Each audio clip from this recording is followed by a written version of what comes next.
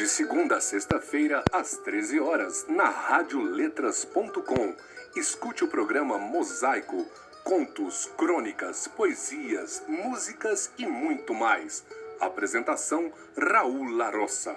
Radioletras.com, a rádio da Academia de Letras do Brasil, seção DF, valorizando sempre a literatura e seus autores. Bem-vindos, amigos, a Mosaico por radioletras.com. Hoje, um programa especial. Hemos selecionado crônicas e contos para você. Aproveitem. Milhão é machinho e não abre. Crônica de Dades Quarese. Mário trabalhou duro. Andou em ônibus lotados, atendeu dezenas de telefonemas, enfrentou clientes mal-humorados, gastou saliva para atingir a cota imposta pela empresa. Ufa! Missão cumprida. Tomou o rumo de casa. Primeira providência, tirou os sapatos, depois vestiu bermuda e camiseta, cervejinha na mesa, sentou-se no sofá e ligou a TV. A repórter, microfone na mão, informou. Foram processadas mais de 2 milhões de declarações do imposto de renda. Mário estremeceu. Nos tempos em que professor ensinava e aluno aprendia, ele gravou uma verdade incontestável. Milhão é machinho da Silva. Masculino convicto, não muda de sexo nem com reza braba. Como qualquer substantivo, obriga o numeral a concordar com ele. 2 meninos, 2 meninas. 1 milhão de crianças, 2 milhões de crianças. Sem desconfiar do crime de leso sexo, a repórter falava que falava. E o feminino ali maltratando os ouvidos. A jovem esqueceu ou nunca aprendeu o gênero de milhão. Para respeitar a palavra e a língua, a moça deveria ter dito. Foram processados mais de 2 milhões de declarações do imposto de renda. Milhar, bilhão, trilhão e outros ons são gêmeos do milhão. Cúmplices, jogam no mesmo time de paletó e gravata. Dirigiu-se aos milhares de crianças que foram ao show. 2 milhares de mulheres dão à luz todos os dias em hospitais públicos. Os bilhões de moedas estão guardados nos cofres do Banco Central. Os trilhões de películas terão o mesmo destino. Super dica. Na dúvida, seja esperto. Substitua o 2 por 1. Ninguém diz 1 milhão de pessoas, nem 1 milhar de crianças, nem 1 bilhão de moedas, nem 1 trilhão de películas. Viu? O diabo não é perigoso por ser diabo. É perigoso por ser esperto. Eu sou André Pulig para radioletras.com. Lulu Bergantin veio de longe. Fez 2 discursos, explicou por que não atravessou o Rubicon, coisa que ninguém entendeu. Expediu 2 socos na tomada da Bastilha, o que também ninguém entendeu. Entrou na política e foi eleito na ponta dos votos de Curralzinho Novo. No dia da posse, depois dos dobrados da banda Carlos Gomes e dos versos atirados no rosto de Lulu Bergantin pela professora Andrelina Tupinambá, o novo prefeito de Curralzinho sacou do paletó na vista de todo mundo, arregaçou as mangas e disse: já falaram, já comeram biscoitinho de araruta e licor de genipapo. Agora é trabalhar. E sem mais aquela, atravessou a sala de posse, ganhou a porta e caiu de enxada nos matos que infestavam a Rua do Cais. O povo, de boca aberta, não lembrava em 100 anos de ter acontecido um prefeito desse porte. Cajuca Viana, presidente da Câmara de Vereadores, para não ficar por baixo, pegou também no instrumento e foi concorrer com Lulu Bergantin nos trabalhos de limpeza. Com pouco mais, toda a cidade de Curralzinho estava no pau da enxada. Era um enxadar de processos. Até a professora Andrelina Tupinambá, de óculos, entrou no serviço de faxina. E assim, de limpeza em limpeza, as ruas de Curralzinho ficaram novinhas em folha, saltando na ponta das pedras. E uma tarde, de brocha na mão, Lulu caiu em trabalho de caiação. Era assoviando: o teu cabelo não nega mulata, porque és mulata na cor. Que o ilustre sujeito público comandava as brochas de sua jurisdição. Lambuzada de cal, Curralzinho pulava nos sapatos, branquinha mais que asa de anjo. E de melhoria em melhoria, a cidade foi andando na frente dos sanafões de Lulu Bergantin. Às vezes, na sacada do casarão da prefeitura, Lulu ameaçava: ou vai ou racha! E uma noite, trepada no coreto da Praça das Acácias, gritou: agora a gente vai fazer serviço de tatu. O povo todo, numa picareta só, começou a esburacar as ruas e becos de modo a deixar passar encanamento de água. Em um quarto de ano, Curralzinho já gozava, como dizia, cheio de vírgulas e crases, o sentinela municipal, do salutar benefício chamado precioso líquido. Por força de uma proposta de Cazuza Militão, dentista prático e grão-mestre da loja maçônica José Bonifácio, fizeram correr o pires de subscrição de modo a montar Lulu Bergantin em forma de estátua na Praça das Acácias. E andava o bronze no meio do trabalho de fundição, quando Lulu Bergantin, de repente, resolveu deixar o ofício de prefeito. Correu todo mundo com pedidos e apelações. O promotor público Belinho Santos fez discurso. E discurso fez, com a faixa de provedor-mor da Santa Casa no peito, o major Penelão de Aguiar, e Lulu firme: não abro mão, vou embora para Ponte Nova, já remeti telegrama avisativo de minha chegada. Em verdade, Lulu Bergantin não foi por conta própria. Vieram buscar Lulu em viagem especial, uma vez que era fugido do hospício Santa Isabel de Ganhapim de Lavras. Na despedida de Lulu Bergantin, pingava a tristeza dos olhos e dos telhados de Curralzinho Novo. E ao dobrar a última rua da cidade, estendeu os braços e afirmou: por essas e outras é que não atravessei o Rubicon. Lulu foi embora embarcado em nunca mais. Sua estátua ficou no melhor pedestal da Praça das Acácias. Lulu em mangas de camisa, de enxada na mão. Para sempre, Lulu Bergantin. Eu sou Júlio Castelo Branco, escritor, e este é meu conto, As Caixas dos Sonhos. Tive um sonho estranho esta noite, tão estranho que não consigo defini-lo em ciência analítica, que detalhe com as minúcias interpretativas de como ele se deu e o que disse, enquanto do meu sono. Não digo o que ele realmente me disse, porque simplesmente não conseguiria dizer, digo apenas: caminhava distraído em lugar que não sei onde e que não era meu de consciência. Não percebia nada de diferente ou igual. Talvez soubesse que era sonho, não sei. Apenas caminhava, e não fazia distinção ou sentia, vida objeto, coisa alguma. Mas o nada que eu não via no sonho, e certamente não via porque meus olhos imaginários e idílicos se negavam a enxergar, decidiu de repente me mostrar duas coisas enormes bem à minha frente. Cheguei até elas e vi as caixas, no tempo rápido que cabe, aliás, que é exclusivo aos sonhos, num instante.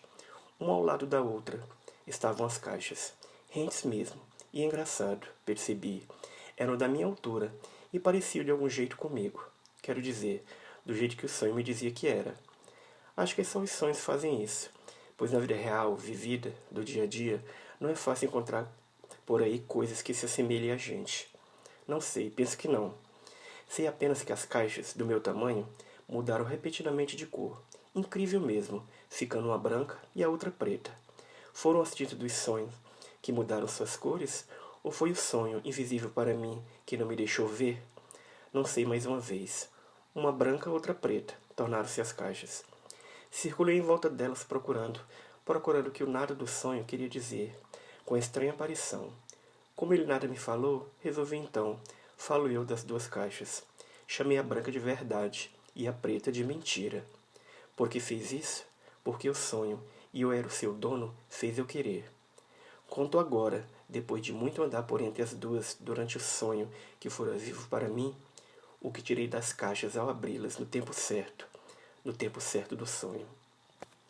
Da branca pouco tirei, pois era leve e delicada, como se o material de que fora produzida tivesse a fragilidade de se deteriorar com um simples toque meu. Olhando bem fundo dentro dela, enquanto minhas mãos tentavam alcançar o que mal conseguia ver, ia esvaziando aquela caixa, de minha altura, bem devagar, ofegante, com um esforço quase anormal, que o sonho não me mostrava exatamente o que e o porquê. Mas de repente, incompreensível para mim de onde estava naquele plano sem controle e sentido que são os sonhos, puxei pelo braço uma criança, igualzinha da foto envelhecida, guardada no depósito, e que já vi tantas vezes. E com ela uma sensação agradável de desconhecer os primeiros anos de uma vida. Esquisito aquilo, mas a caixa, depois que eu encontrei esse ser perdido dentro dela, tornou-se bem mais resistente para mim, ou assim me pareceu, pois ao retirar a criança, perdida já disse, tirei também tudo de bom que ela trazia, travessa que era, escondida. A caixa branca brilhou, ficou incandescente mesmo, e parecia mais branca do que nunca, quando a criança sapeca começou a correr, alegre, com suas esperanças de menino, em volta de mim e das caixas. Eu sorria para ele, no momento em que isso acontecia, sorria de um jeito de quase chorar, bobo realmente. O que é isso? Indaguei no sonho, e sem receber resposta, pois apesar de ser dono do sonho, esperava que esse fosse dono das respostas, fiquei triste novamente. É estúpido isso, pensei. Estava tão contente há pouco, só porque nada me disse o sonho, silencioso em sua cor, é motivo para que eu fique assim? Mais uma vez não sei, como tudo que carreguei durante a vida, sem nunca saber. Acontece que o menino, olhar bem nos meus olhos e ver um semblante triste e enrugado, parou subitamente de correr. Parou tão violentamente como se nunca mais fosse capaz de voltar a fazer aquilo. E percebi de dentro do sonho, ele estava maior. Havia jogado fora as coisas que carregava naquele instante que corria. Depois, cabisbaixo, foi para detrás da caixa branca, que não mais brilhava. Depois que ele sumiu, e por mais que eu desse voltas ao redor da caixa, e mesmo dentro dela, quando olhei e percebi que já estava vazia, não consegui mais encontrá-lo. Nem um rastro sequer ficou de sua presença ali, parecendo que o sonho o levara para um lugar bem distante de mim. Lembro que tremi na cama, nesse instante. Quase acordei de verdade, mas faltava a caixa preta, a da mentira. Restabelecido do choque e com sensação maior de quem havia crescido, por isso o cansaço, me voltei à caixa preta. Ali, também pertinho de mim. Diferentemente da outra, essa estava cheia, rija, difícil de penetrar, como se o material de que fora feita, tão duro quanto sua cor, tivesse grudado com o tempo. Mesmo assim, forcei o mais que pude até conseguir abri-la, encontrando finalmente tantas coisas conhecidas e que eu não lembrava o que eram, mas que o sonho, dizendo do seu jeito, sussurrava em meus ouvidos. É tudo seu. Encarei aquelas coisas de tamanhos diversos e me assustei por não entendê-las. Mas como era preciso entender, estiquei o braço trêmulo e peguei uma delas. Ao observar aquilo, compreendendo com os olhos do sonho, imediatamente, porém apenas com eles, percebia que já havia visto aquilo e que, cheio de euforia e começando a fabricar consciência, tinha visto e não fazia tempo.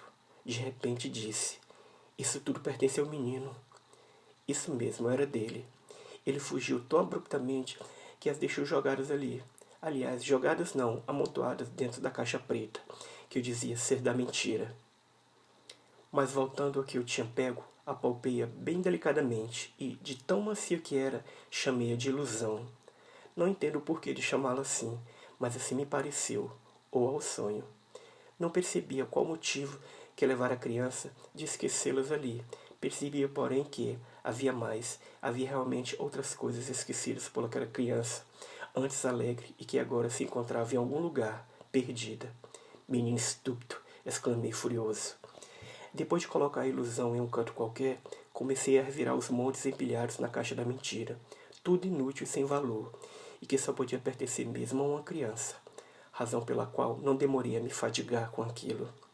Cansado, mas ciente de que precisava colocar aquilo em seu devido lugar, assim o sonho me dizia, catei cada coisinha deixada jogada ali. Saudade, desejo, objetivo, amor, alegria, insignificâncias nomeadas por mim, tolice que a pobre criança havia esquecido que eu, por consciência de sonho, havia espalhado ao meu redor. depositava outra vez na caixa, que era da mentira.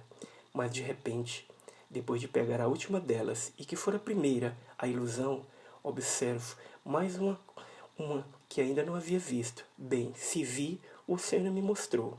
Uma caixinha amassada e um tanto escurecida, não preta ainda, e que parecia, vejam só o absurdo de um sonho, o retrato fiel daquele menino. Pasmo com a descoberta, pois desconhecia aquela caixa em meio às coisas que guardei na maior, a da mentira. Passei a analisá-la minuciosamente na tentativa de encontrar respostas para aquilo. Foi em vão a minha procura. Assim, ao me preparar para depositá-la bem no alto, sobre as tolices que empilhei da caixa preta, ouço um choro angustiante vindo de algum lugar perdido, mas ao mesmo tempo pertinho de mim. Pouco depois, curioso, ao dar a volta na caixa preta, vejo um homem triste atrás dela. Aliás, não apenas triste, doente mesmo. Então, com os olhos vermelhos e o semblante desolado, ele ergue suas mãos trêmulas e esboça, apontando para a caixinha amassada que eu ainda segurava. Essa aí é a dos sonhos. Meu sono acabava naquele instante, porém, para minha surpresa, e quem sabe um tanto adormecido, descobri que o homem era aquela criança, mas que já havia crescido.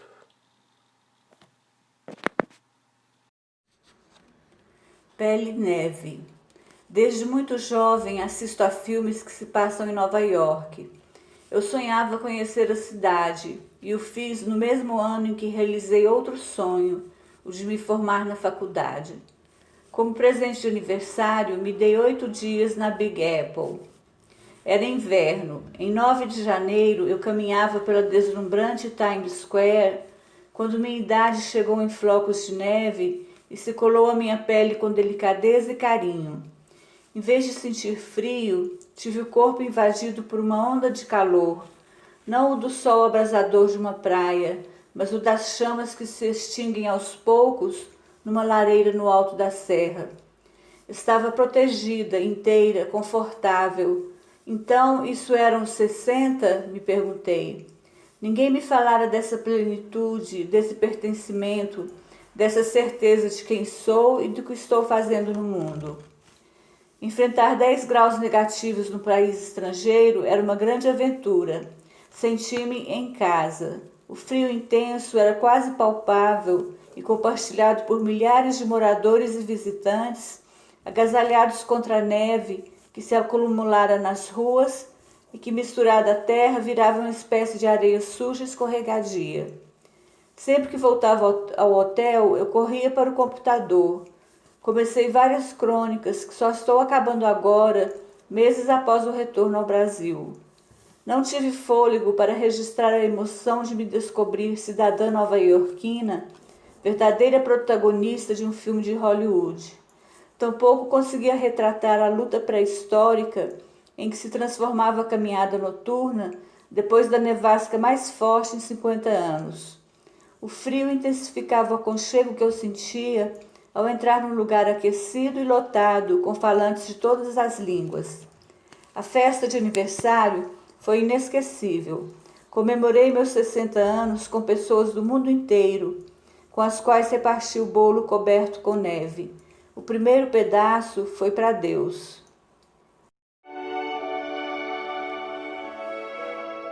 Era uma vez uma menina que tinha um pássaro como seu melhor amigo. Ele era um pássaro diferente de todos os demais. Era encantado. Os pássaros comuns, se a porta da gaiola ficar aberta, vão-se embora para nunca mais voltar. Mas o pássaro da menina voava livre e vinha quando sentia saudades. As suas penas também eram diferentes, mudavam de cor. Eram sempre pintadas pelas cores dos lugares estranhos e longínquos por onde voava. Certa vez, voltou totalmente branco, cauda enorme, de plumas fofas como algodão. Menina, eu venho das montanhas frias e cobertas de neve, tudo maravilhosamente branco e puro, brilhando sobre a luz da lua. Nada se ouvindo a não ser o barulho do vento que faz estalar o gelo que cobre os galhos das árvores. Trouxe nas minhas penas um pouco do encanto que vi como presente para você. E assim, ele começava a cantar as canções e as histórias daquele mundo que a menina nunca vira, até que ela adormecia e sonhava que voava nas asas do pássaro. Outra vez voltou vermelho como fogo, penacho dourado na cabeça. Venho de uma terra queimada pela seca, terra quente e sem água, onde os grandes, os pequenos e os bichos sofrem a tristeza do sol que não se apaga. As minhas penas ficaram como aquele sol, e eu trago as canções tristes daqueles que gostariam de ouvir o barulho da cachoeira e ver a beleza dos campos verdes. E de novo começavam as histórias. A menina amava aquele pássaro e poderia ouvi-lo sem parar, dia após dia. E o pássaro amava a menina e por isto voltava sempre. Mas chega a hora da tristeza. Tenho que ir, dizia o pássaro. Por favor, não vais. Fico tão triste, terei saudade e vou chorar. E a menina fazia beicinho. Eu também terei saudades, dizia o pássaro. Eu também vou chorar, mas vou contar-te um segredo. As plantas precisam da água, nós precisamos do ar.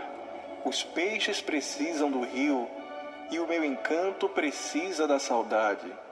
É aquela tristeza na espera do regresso que faz com que as minhas penas fiquem bonitas.